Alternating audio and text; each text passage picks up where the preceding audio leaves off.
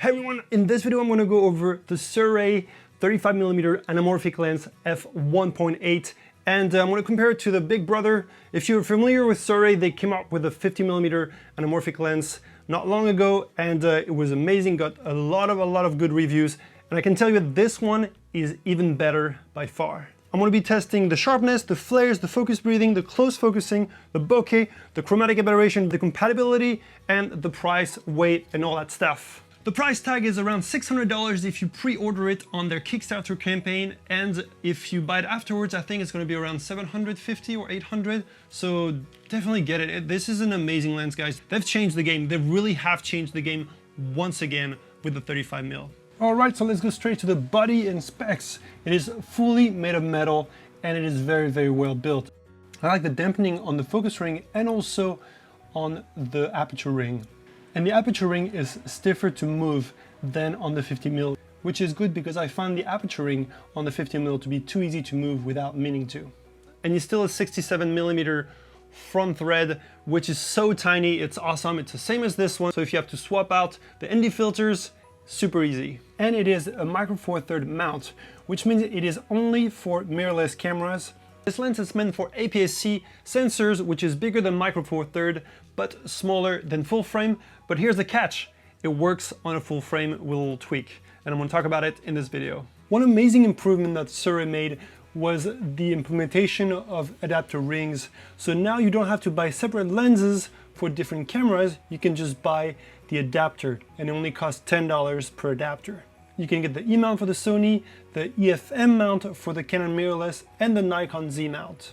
Unfortunately, they're not making the X mount. They said that they cannot make it.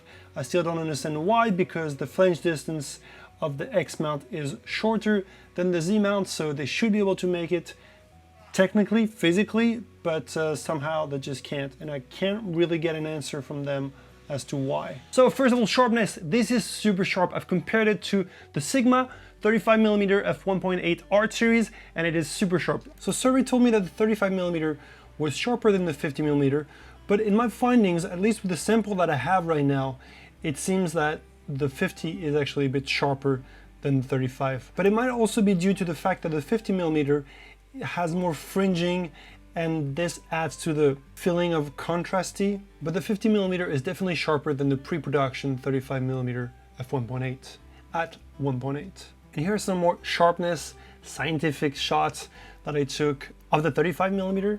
And I will say that you should not shoot past f8. It is super sharp up to f8, then it falls apart at f16. Not terrible, but definitely a lot less sharp. And here it is next to the Tamron 28-75, which is a very sharp lens. And it's shot at 2.8, both at 2.8, and you can see that it really holds its ground next to it.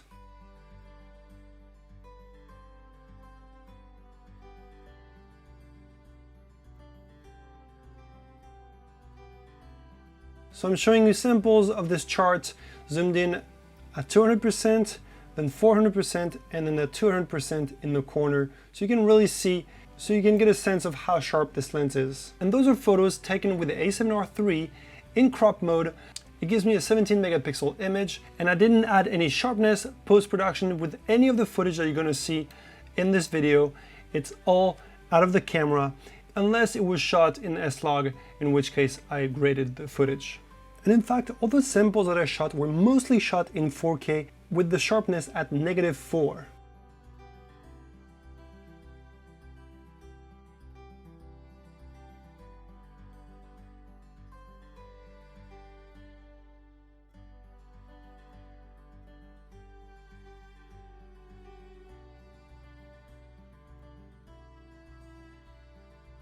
Alright, now let's talk about bokeh, and I do find the bokeh to be a bit less attractive than the 50mm, obviously because it is not the same focal length, it is wider, so you won't get this nice big bokeh ball, but you still get the little cat eye effect, especially in the corners when shooting with the 35mm. It is fairly pleasing. You do get a little halo around some of the bokeh balls, but not that bad. It definitely is more pleasing than the Tamron, which is very aggressive, but not as much as the 50 and the Sigma 35mm, I will say. But also that's a matter of taste. Now comes the flare, which is the very important part, and For the most part, I was really happy, but I've had some green flares, which is not super pleasing, I will say. But that might change with the final lens because this is just a pre-production model. I know that they had changed some coatings on the 50mm when I tested it out again. And so I'm fairly certain that they might change that and make it more consistent, because sometimes I get blue flares, sometimes I get green flares. And but most part I'm really happy. It doesn't flare too much like some lenses do. And because these shots are just fully straight into the sun.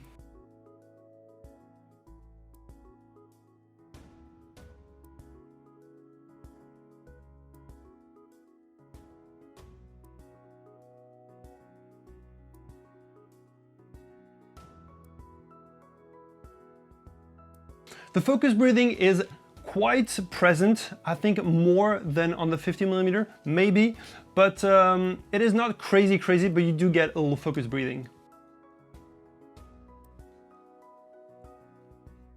The closest focusing distance is 85 centimeters, which is very close for an anamorphic lens. If you look at general anamorphic lens, sometimes you can't even get closer to 2 meters or 1.50 m, so this gets really close. So the trick to shoot in full frame and get a bit wider is to shoot in full frame mode, obviously, and use the digital smart zoom on the Sony. And by dialing it at 1.3, you do get a wider field of view than you would in crop mode, as you can see here. And this is the closest focusing distance in each mode. Chromatic aberration is inexistent on this lens. I really like how it handles it. It really, for a 50mm f1.8, even if it's not anamorphic, you would get a lot of chromatic aberration. So those blue fringing and blue, purple, sometimes green. And with this one, it's super well controlled, even in very harsh condition. And here's the perfect sample for fringing and chromatic aberration. It's super harsh. The sun is hitting straight through the leaves, and usually you get blue and purple nasty fringing, but with this 35mm, it is super well controlled. This is a sponsored video, and I signed an agreement that I would not say anything bad about this lens, but frankly guys, this is the easiest review I've ever had to make, and I have nothing bad to say about it except for the X mount not being compatible to the X mount. And other than that, this is the perfect lens, guys. It's so tiny. It is a bit bigger than the 50mm, but it is still so tiny for an anamorphic lens, and it is sharp. You can see all the samples that I'm going to show you.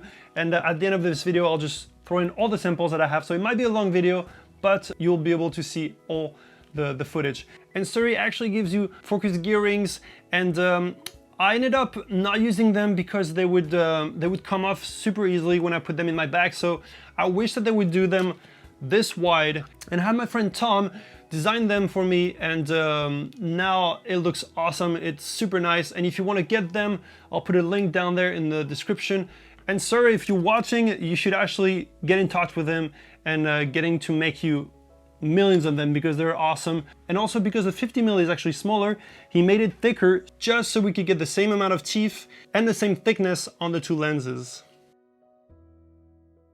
First of all, the gear rings, I think they're way too small. I wish they would make them wider. One thing that I noticed is that the 35 is actually warmer than the 50mm. So the color don't really match, and not by a bit, by quite a lot. But that could be just because it is a sample that I received and they're still working the quirks. So I'll have to get in touch with them, and I might not put this in if they tell me that they're gonna actually match them perfectly in the final product. The third thing that I wish they would change was obviously the Fuji X mount is not existent on this. Doesn't make sense, still don't know. I don't know why. I need to talk to someone physically for them to explain to me why they can't do that, why they can do Z mount but not the X mount.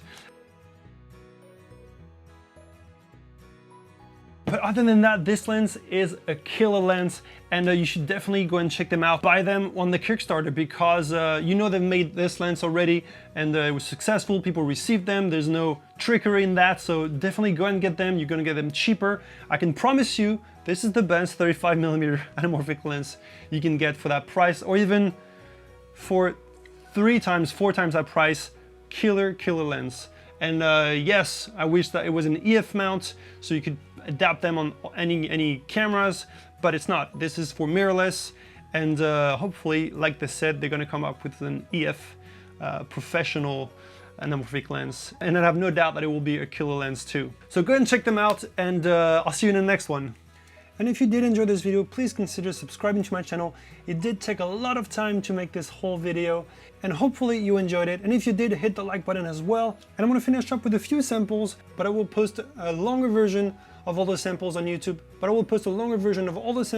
Very soon, with every single shot that I took with this lens, and also some side-by-side with the 50mm Sirui and some of the Sigma and Tamron lenses as well. And every time you see some weird vignetting on the side, it's because I shot it in full frame and I did not crop enough with the digital zoom. Because if you shoot in crop mode, you will never get those white vignettings. So hopefully you enjoy that, and let me know in the comments below if you have any questions. I'll be happy to answer any of them, and I'll see you guys in the next one.